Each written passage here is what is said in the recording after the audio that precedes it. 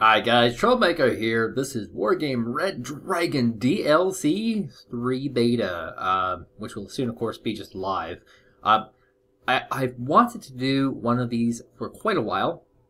Haven't, mostly, almost entirely, because of balance issues in the game. It would just not be all that entertaining or fun. It wouldn't be that lively, and it wouldn't be realistic of what we're going to see in the future. But we're very, very close to DLC 3 launch, so I thought I'd do at least one of these, and I felt like I really need a really big game to emphasize like what will be happening post-patch. So if you're watching this with intensive eyes on seeing something new and fresh, this is how the game will be played post DLC 3. When that launches, this is how it will be played. The reason why I say this is because we have some of the best players in the world right now. So a little bit of a profile rundown. This is actually No Unit. No Unit basically retired when Red Dragon came out. They were highly successful in Airland Battle. They won in Clash of the Clans 2 and 3, and they also won the 3v3 tournament of Glorious Design. They won everything basically. They have Fussell and Gandhi. Gandhi not present here. It might be the Kitu guy though. They were big money winners for ESL. Binks was a runner-up many times, and just a very solid, well-coordinated team has just had massive success in this game. And if this DLC is enough to bring them back, that is great. It means we might have some real competition in the game. And their opponents in the red are going to be the Redfor, of course, but this is not a team. This is actually just a group of loosely connected friends. Juvamine and LastBreath are brand new to the channel. Both are exceptionally good players. Mesrine is number 2 in the world. He was number 1 until just recently. And, of course, we have Gross-Facent, who is not actually Gross-Facent, but is actually Sparouw. And Sparouw, of course, has been on this channel more than he might deserve. Half of his matches were actually cheeses, but since then he's actually more or less evolved into a real standard of play. And as we're laying down the banners here, there is kind of a standard play here. So Sparouw is saying, I'm going to go for golf. And that's just what you have to go for. You go for this point, and then you have to go for this point here, because you have this reinforcement point. And so two people usually have to defend this point here. And the same thing over here. Usually you have one person pushing here, and then 2 people pushing here. And that leaves one person for what? This middle area here. Now, Sparouw has a very important flag here. Sorry, Mesrine has a very important flag here. There is a town here. And this town is actually very important, because this town is the linking road between Charlie and Golf. It also leads into Foxtrot. And worth noting, there isn't really anything similar on the other side. When you go from this Juliet reinforcement point into Echo, it's a straight line there. When you're going into Hotel and Foxtrot, there's nothing in between. That one town can stop a lot. And as I'm done talking, we now have the match started. The first thing coming out is an SU-275. Now this opener here with the SU-275 is actually rather old. Some call it out of date. But it does have a function, it does have a method, it does have a madness. The idea is that if your opponent is using a helicopter rush to try and grab some point, like say Delta here, you can pick off a large number of them with the infrared weapons on this, as well as the cannon, of course. This has been replaced by the helicopter, which he's also using. LastBreath has helicopters, Juvamine has the air superiority. And the reason why the air superiority fighters were awesome was because after you get your first little shots at helicopters, you could use these guys later on as fighting against planes. So in an airland battle meta, that made a ton of sense, but in Red Dragon, it makes not as much sense. This here makes more sense, and as you can see, this is not as well coordinated as a team. They've gone for both openers, which would be rather unusual. We're also going to see a lot of new units, so don't get flushed by the names of some of these, like the Strib 103D. You're going to see a Scandi deck here. There is an automatic in here. It was recently nerfed to all hell because it was too powerful. And the Amos should not be coming along with this. The Amos is actually a brand new artillery unit. Very effective. And, okay, so on with this opener thing. So usually with this opener, it's not as useful because after these helicopters do their initial like foray into stopping any kind of airborne assault, usually they just go to the flank. So one helicopter here and one helicopter there. And for the most part, these helicopters do nothing for the rest of the game, really. This one's actually a 3 helicopter push, so there might be an investment of extra helicopter for some reason. This also might be a meta game. For example, a lot of people will bring along, especially if they're playing Eurocorps, they'll bring along like some anti-air helicopters with their rush, and the idea is they can wipe out the enemy's anti-air helicopters, or at least distract them while getting your infantry inserted. Maybe he's bringing a third one just to kind of, you know, maximize his output here. So initially we're getting a pretty good first push here by Mesrine and LastBreath, who both have some infantry in the space, and will be able to stop what is a very, very massive push. In fact, it's going to unload its light riflemen right away. These are an anti-tank weapon. They also are a 10-man squad, which makes them very, very unique. And with their super long range, we're going to be able to get some pot shots on this. Probably some WZ-551, and actually going to try and pull it into the town so to stop firing here. Yes. And not losing a single unit there was our all-star team here. And also we have in the south here Sparouw able to get a little bit of foothold in Gulf. Probably not a big enough one, specifically because he doesn't actually have enough tanks here. And so a push has also happened into Echo, but we're seeing a large number of infantry moving up. Navy SEALs and light riflemen. And we also have this Humvee kind of just picking off at these infantry. Now there's a Type 63 here. The Type 63 is very good at dealing with these vehicles, and Humvee is a vehicle, a recon vehicle, and he will be able to push him away very easily. All the while, we do have another command being rallied in here by Mesrine. And so in the early game here, our all-star team has gotten slightly higher lead by slightly doing more drops of commands faster. And the Conquerors will in fact chase off these Abrams. Looks like Blurfor will be going for a lot of heavy tanks. And we're looking at Redfor, we're seeing a lot of light tanks. This new ATS-103 is a 30-point North Korean tank. And it's very good for wiping out vehicles, not so much for infantry. For infantry, you need something with an MMG on it, like this T-72. You'll note the last one, the NSBT, is a machine gun that could deal with them very effectively. And loving on these Z TQ62Gs. He's got two of them. And they're actually doing a lot of good work here, picking up a lot of vehicles right off the bat and wiped out an infantry squad as well. And this Triumph 103D, your 90-point medium tank, will be taking some hits. Probably going to have to move away though. The range on these SALHs is too good. And you shouldn't chase this though. Nope, he won't in fact pull back. Good player is good player. And will in fact get a Jupiter kill as well. Jupiter, of course, is just a empty vehicle carrier, so it's not a big deal. But trying to fatten up this town just a little bit more. He's got the WZ-551, bringing more of these probably Tanke Shashu. Tanke Shashu are an medium range anti-tank weapon. They have a very, very high rate of fire, and when any kind of vehicle comes into range, they can just unload very quickly. Compared to say like these light riflemen, which have a very, very long fire speed, and but also have a long range. The foothold here is not actually that good here for Redfor, but it might be just enough. If they can get a command into here, they'll be all set. Having said that, there is a TACOM coming in here to get this point, but since they don't have a command there yet, it's still a +1 bleed. Things are looking pretty balanced right now. Neither side really has a better position than the other. In the old metagame, we would say that there's a massive advantage here for Blurfor. And the reason why I say in the old metagame this is true is because they have a lot of Abrams, a lot of heavy tanks. Heavy tanks used to be really, really good. And having said all that, heavy tanks are still really, really good, but they're not the end-all unit anymore like they used to be. They're still quite good. They're functional. If you have enough heavy tanks, you just win. But mediums are a lot better of an option than they were before. And light tanks, you know, those super, super light tanks, the 15, 20, 25 pointers, are also exceptionally good because of how powerful things like infantry are and vehicles are. Especially in a world where the automatic exists. This thing was ridiculous. So now we have 2 mortars coming out, a lot of actual mortars being used here by our Blurfor side, and these will be pretty effective in these very open maps. He'll be able to pick up a lot of units pretty cheaply, and he's going for the Jiangxi. And this is what I'm talking about. Like, this is a lineup of vehicles. This is a light vehicle slayer. Now, unfortunately for Mesrine, he has a command here right in the open, so he's got to pull that back, or looks like unload it and have it fire on him. That is a rather unusual choice. And he's actually going to move it back immediately. Not even going to load it up though, just going to go with it. And in forethought, it's actually smarter to move it like this, just because that BTR-60P can be killed not that hard. But he will get a lot of vehicle kills here. There's the pivots moving up as well, could get picked off pretty easily. And this is just this Type 63, very, very solid looking unit. Mesrine loving on these recon tanks and using the MiG-27 to try and pick up the Abrams. Oh my god, it was almost dead. 1 hit point left, and Last Breath does in fact go down. Where will he crash? Looks like off the map.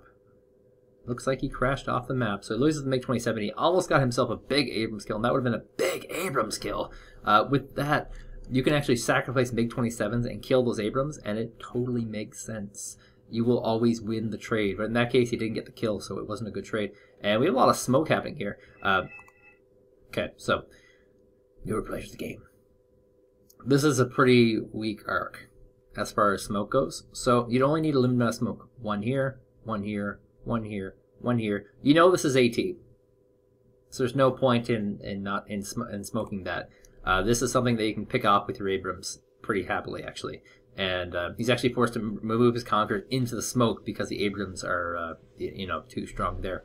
And of course, the Conquerors won't actually attack these infantry units, so that's good. And he's got smoke basically hitting to isolate units. So then there's a single barrage of artillery there. The VDVs are going to move in and out. Took 4 whole hit points worth of damage there, which is 50% of theirs almost.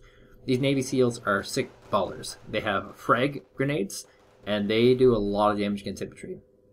Just getting these Navy SEALs in is a huge win. If he only gets them in, that's not a victory, but that is a win. Because he's going to kill way more than he lost here. And the Abrams are moving up to support. Tanke Shashus are in close range, though. Abrams taking some blast from those Tanke Shashus. And it looks like just the number of Abrams here is so good. They're actually, despite taking lots of damage on his Abrams, he's going to be able to push these guys back and kill them 100%. The WZ-551 is coming in with that auto cannon fire to try and get rid of some of these infantry rolls. And looks like he'll be very successful with that, actually. Picking up anything that comes across. The Navy SEALs looks like they might finally go down. They actually need to jump into another town to keep those frag rounds going. Try and hit something like these Conquerors or these Tanke Shashus or any of these anti-tank vehicles. And he's able to get rid of the Conquerors. He's moving into the range of these Tanke Shashus now. And, ooh, perfect targeted artillery fire kills this U.S. Marine. Rangers coming in, but they're a very, very weak squad by comparison. And it looks like he's actually going to pull them back. Smart choice. There's something about committing to an attack. A lot of players will go like, oh yeah, like I gotta commit to this attack because this was a part of the plan. But when the plan doesn't succeed, like sometimes the best move is actually just to pull back and wait until later. So very good smoke, very good inception, but also exceptionally good defense here. Mesrine bringing in these ATS-103s to try and push back the infantry and trying to get as many kills as possible. As well as like this rocket helicopter. It's a transport helicopter which is able to get off a few kills before dying himself. Those rocket pod helicopters are mostly useless, so if they can kill like 1 infantry squad, that's a huge win. In the northern flank here, the Juvamine are very well known where they are, and it looks like we're going to see artillery on them. He will have to pull these back, and it looks like he's gotten a pretty good lead from it by 61 points. He loads the infantry into the BTR-60P. Let's see if he can get out of here before these Navy SEALs do any damage. The WZ-551 are basically targeting all these infantries in the open, these LHVs, and we'll try to use them to maximum advantage. There's a decent number of tanks here, including these ATS-103s from Mesrine again, just trying to do things. It looks like Mesrine's actually a guy who will be playing the field as it is. He'll be using smaller tanks and high amount of micro everywhere. I wouldn't expect to see light tanks show up in the meta. It would be highly unusual if it did. The only reason why I say that is because light tanks is something that Mesrine does, and he does that because light tanks are actually exceptionally micro-intensive. You're using way more units than just one, and there is a method to the whole madness, and Mesrine's always been very, very good at micro, so I just don't see that becoming a part of the meta of the game. I think the average player thinks they have more skill than they have, and that's actually sad, but it's true. A Striv 121 coming up here, brand new unit, being supported by a ridiculous number of Abrams, as well as these Leopard 1A5NO2s, which are the new Leopard variant for the Scandies as well. And lots of artillery coming down this location. A rocket artillery actually could be exceptional here. Actually, that's exactly what this is, I'm pretty sure. And MiG-27's coming in to get those snipes again. Once again, remember, if he gets a kill with them, it just instantly pays off. He can lose it as long as he gets a kill. And this one will not be all that cost effective either. Neither of those were in fact cost effective. The 2 of them killed 1 tank, so the tank wins the battle in the end. We have F-15C Eagle just patrolling the skies and given that the air distance on this map is quite long, he's probably going to have to keep this out to cover support. By the way, love of my life, Sick Kitu. He's got no fob within range of these AMOs. He's actually using air helicopters to transport from the 3 fobs in the base. Now, why is that weird? 3 fobs, 4 players. The rule of fobs. And I've actually made a video more or less explaining like why FOBs are actually really terrible, why they're bad, why you shouldn't get one, and why they're good as well. The rule of the fob is take your player total and subtract 1. So 4v4, get 3. You can get away with 2, but get 3. You know, if you're going to use supply V units like helicopters or a lot of artillery. If you're playing a 3v3, get 2. If you're playing a 2v2, get 1. If you're playing a 1v1, don't get any. Don't get 1 at all. It's a waste of money. There is a logic, there is a method, and you'll probably have to search through my guides to find it, but there's definitely a very logical reason for that. By the way, Juvamine getting shot at here by artillery units, as is this T-72 Ober 1989. Looks like both of them should die here, but these are mortars, so mortars are more effective against infantry than they are against tanks. Much more effective. There's no reason for that infantry to stay alive. So here comes another round of mortar barrages coming here from General Binks, and this hypothetically should kill it. Juvamine is going to move back up. Move in time. Oh, it looks like he's actually decided to change his target. Not going to stay with the perpetual smash the tanks, and actually getting a stun here. That's actually kind of crazy. Yeah. Yeah. Looks like this point has actually been 100% taken over here by Sparouw. I haven't been focusing a lot on him this game, but he does have a large collection of mediums, and I think mediums will probably become the new heavy of the game. They're just exceptionally good now compared to what they used to be. Heavy tanks still good, still great in large numbers, but you know, they're just so good. And an STU-1255 from here. Okay, so this is actually from the vehicle category. It's not even a tank, formally. It's a 15-point vehicle. These are almost entirely for cleaning up vehicles and infantry. They're exceptionally cheap. It's hard to lose with these things. I mean, this is a 25-point infantry. This is a 15-point vehicle. Like, if this kills this and only loses one of these, he wins. If he loses both, he barely loses. It's hard to not imagine a deck that wouldn't include this vehicle, just because it's such an absolute psycho killer for this kind of situational use. And like, you know, boom, he's paid himself off. He got a stun, which means he paid himself off. He just killed an anti-tank infantry, an expensive anti-tank infantry. I mean, all expense is all very relative. I mean, these are expensive mortars, these AMOs. They're 65 points compared to these guys, which are only 40. But they're not expensive as far as any artillery goes, and especially as far as their utility goes. So what do we have going on here? We have a call for an attack by City Kitu, so we could see some sort of move up here. Oh, we are actually going to see a pretty massive move up here. Riflemen, lots of vehicles, some tanks, and he might even move along this northern flank here. And he's actually got smoke covering that northern flank, so he's definitely going to move up here. With that amount of smoke there, he can move in, and a lot of these, like this SALH weapon, won't be able to do as much. Now, there is that SU-12254 here that should hypothetically eradicate these, as well as supporting ATS-103. With all the smoke coming in, I'm not sure this is actually going to be oh my god, I know what this is. He's going to attack here. I think he's going to attack here. I think he's trying to cover up this area here with smoke so that he can move in here without having to worry about anti-tank firing here. And then he's going to smoke all along this. This is like the most amount of smoke you can possibly get in the game. Yeah, that's exactly what's happening here. So he's covered up this area. Nothing can hit side shots here. The Abrams is going to move up to support regardless. Multiple Abrams, in fact, just to kind of clear this area. There is an infantry there. And he's going to go ahead and move up here. Now the Conquerors are firing, so he's got a smoke on that Conquerors. And just such fast reaction times here. He gets that smoke up. Now they can't fire. And there's still a 10k Shashu here.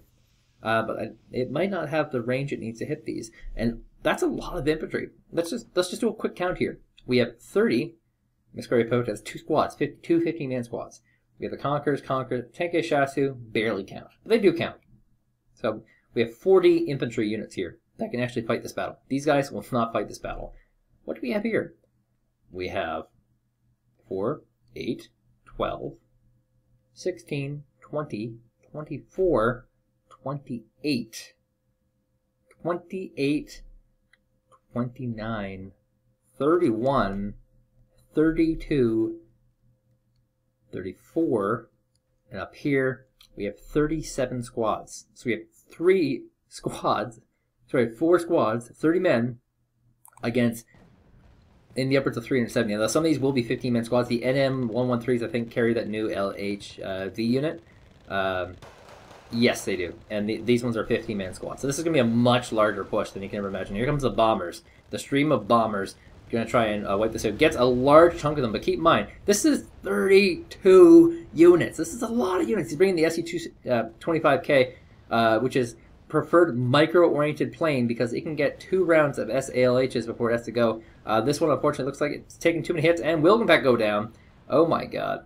And it crashes right next to a command. Now, with this ridiculous number of units, now keep in mind, the LHB, 5-point unit. It is your lowest of low. It is the dirt that you sit on.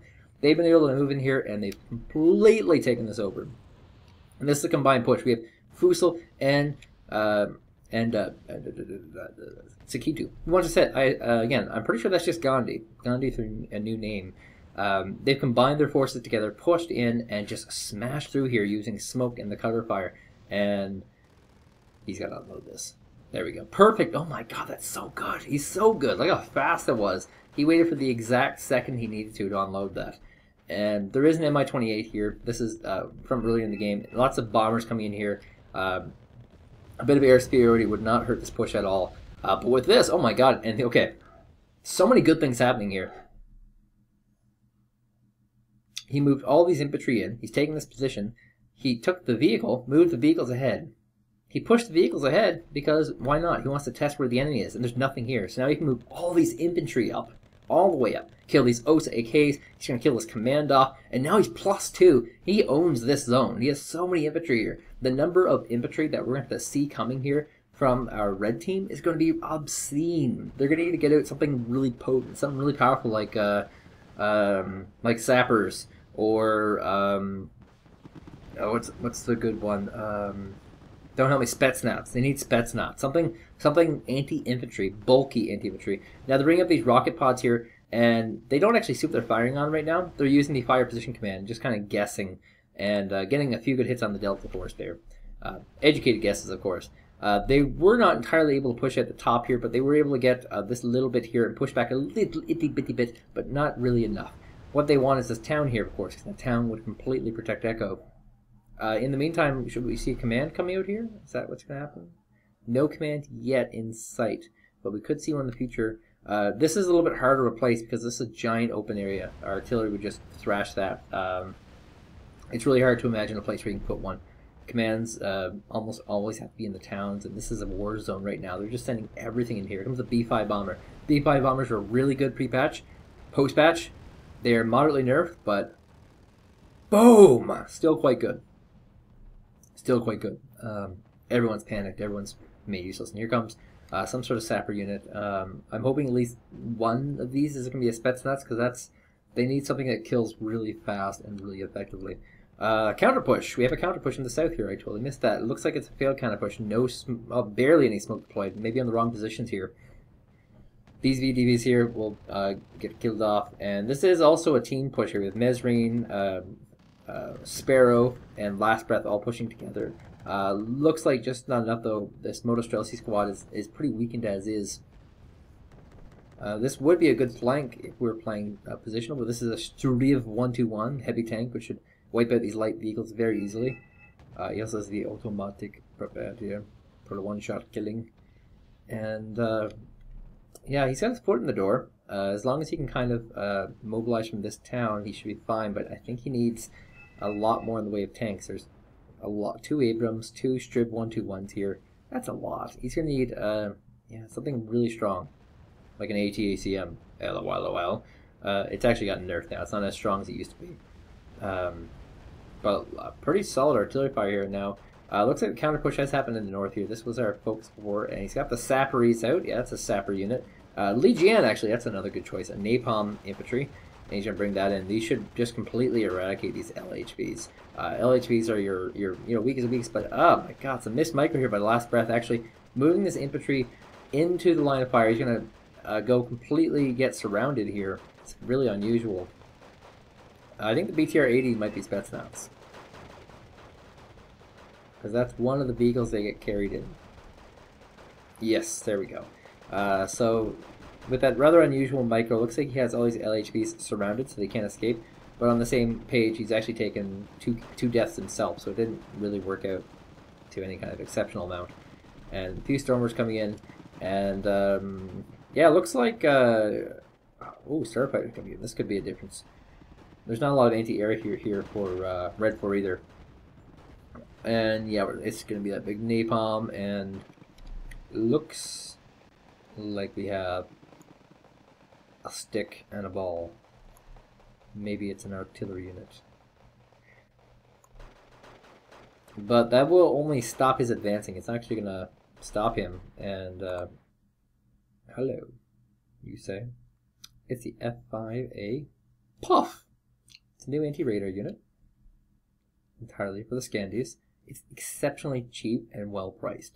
Downside, a lot of the weapons on it aren't as good as a lot of other similar price ones. It'll take both your armaments to kill off something like a Tunguska, whereas like most of them will only need one shot. And it looks like this guy's actually potentially going to go down because of good micro. Let's see if he can spin around. There's a strop here. I don't know what hit him actually. Something hit him though. Okay, looks like he is going to pull out or just spin around in circles forever. Nope, looks like he's going to die to the SU-275. So that was the first flight of the Norwegians. And oh, so close to crashing next to an infantry. I swear to God, they've changed the programming so that they just divert away from the enemy. No more crash landing. Looks like a sacrificial lamb here being sent out by Binks. The idea here is just to kind of get an idea of position. So he sent out a vehicle, and the V-150, not that familiar with it, at 10 points, so it's very cheap. Now he knows where there's an anti-tank here, and he can fire on that. That was a 10-point vehicle. This is a 40-point vehicle. If he kills that, it's a very good trade. And he can just do that almost ad infinitum. It's exceptionally cheap, but that's how you win the game. Now here's a new vehicle, the Pat GB XA180. Going dyslexic with some of these Scandi names. We have the Norrlandsjager, which I assume means like an Arctic soldier. Northlands. I don't actually speak the language. I don't think many do. I think it's one of the least spoken languages in the world. I believe there are tribes in Africa that have more local speakers than there are those that speak that language. Oh my god, he sacrificed that actually. Suicided that one. And it goes down and crashes into the one island here. No one can recover that.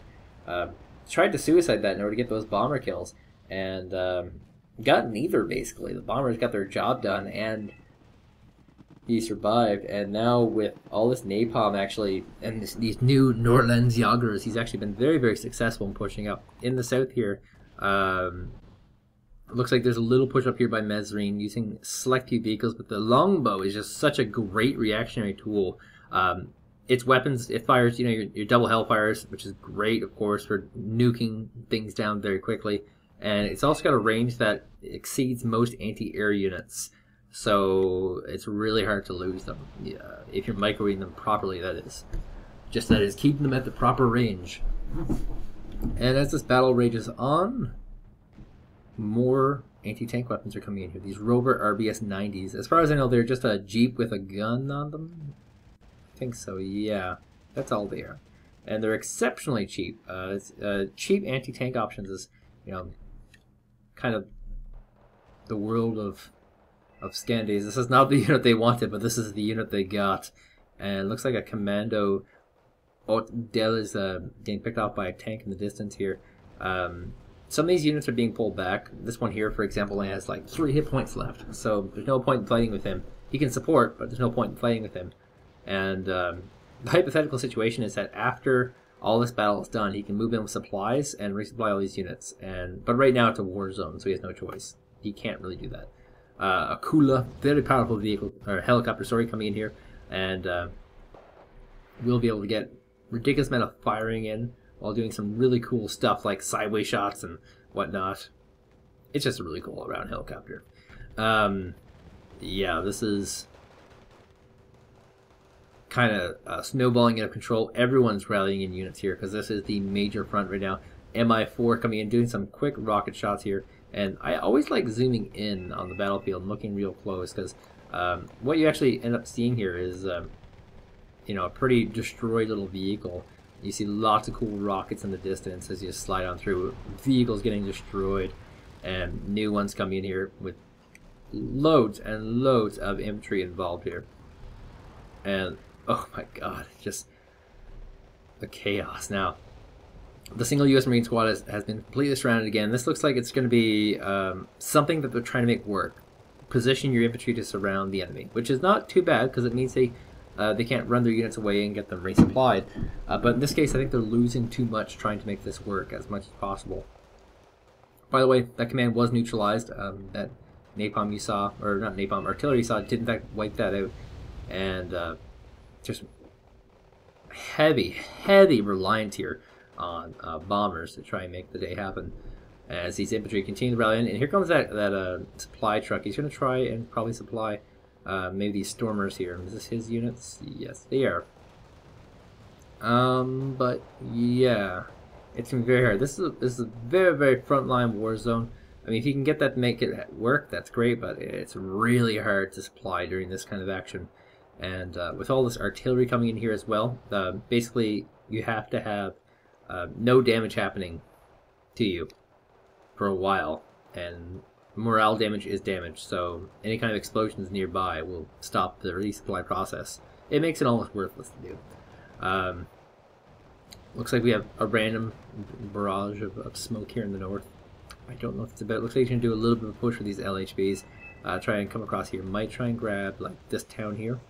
So he's sacrificing basically 45 units and hoping to capturing one town. Very risky play.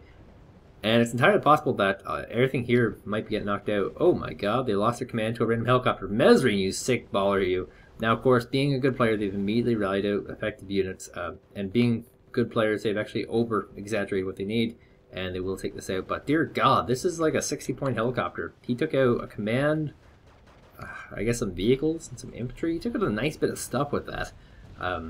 It's been a total baller here. Oh, yeah. Maybe you're interested in knowing. So, what's still hot for Pact as far as artillery goes? We have the Blurfor-No. That's still good. Always will be good. Functionally, it's great. And I think I saw another Blurfor-No around here. Yep, there's another one.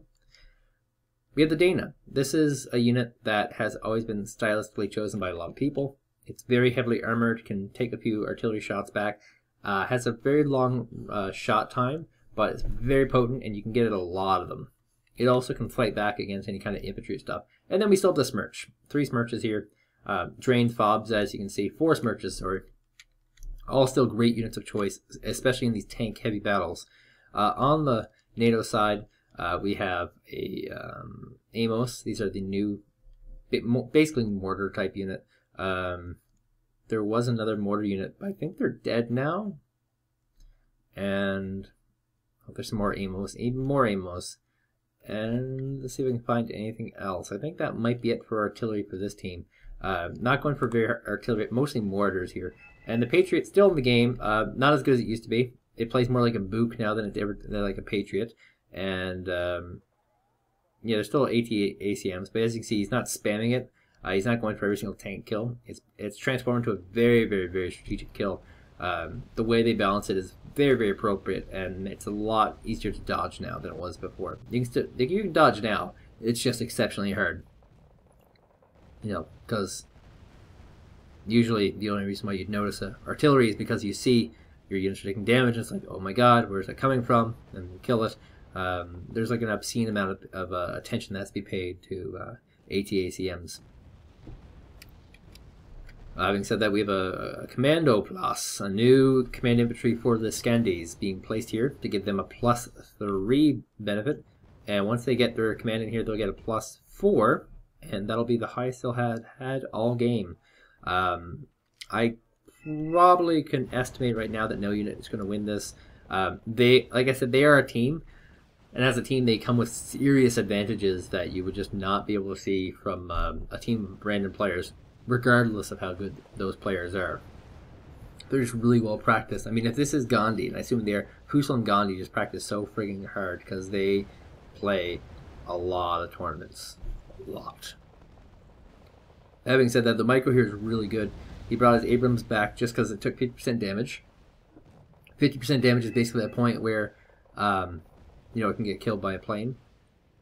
With WZ-550, he's basically in the perfect position, going to wipe out both those leopards. And the pushing here continues. Now we do have a command infantry coming in here.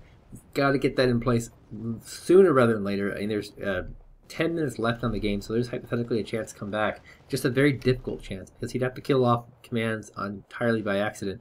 He does get the command here, though, so that leaves no unit down to +2. But now you see the command Abrams coming in here. And the command Abrams is another one of these stylistic choices. Not a lot of people play these. They're really good because they're so armored. They can take a lot of hits. They have a lot of strength. But they're very slow. They're very bulky. They're very open. So a space like this that's very open is perfect for the Abrams. And that's should have been the first unit choice, but they're very expensive. They're 160 points. You can actually kill things with this Abrams. It's very, very powerful. But yes, it looks like mostly this game will be over here. Yeah, just more streaming of units. And he's going to bring in, in fact, I'm bringing another one of these Abrams just to kind of solidify that victory. Wants to celebrate in that come on. And the point does get neutralized, but just not really enough. Overall, the balance of the game looks a lot better than what it was beforehand. They're probably going to have to tinker a little bit more with a few things.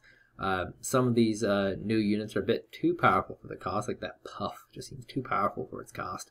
And yeah, there's little bits of love that need to be done, but for the most part, I feel like this DLC 3 is done. I think it can be released really, really soon, and everyone will be very happy with it. Everyone will be happy to see the Phoenix in action.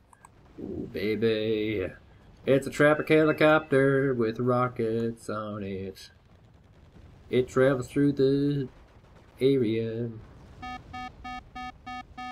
It really is just a traffic helicopter, though, in case you were wondering. They strapped, some sort of missiles on this thing and giving us a pretty awesome view of the carnage that ensures. War is hell, people. War is hell. So yeah, I don't know if I'll be doing more DLC 3 games. I'll be sticking to live. I'm not entirely sure. If you guys do want to see more DLC 3 games, definitely give me a heads up. As you know, I do Wargame once a week. I took Christmas season off because I just didn't think that the good games come out, and I was right. There were no real good games except for Broken DLC 3. But yeah, give me a heads up on that sort of thing, and we'll move from there. In the meantime, congratulations to No Units getting back into the game and having a pretty sick baller victory on basically some of the best players in the game, period. And we hope to see a lot more from these guys because they are really, really good players.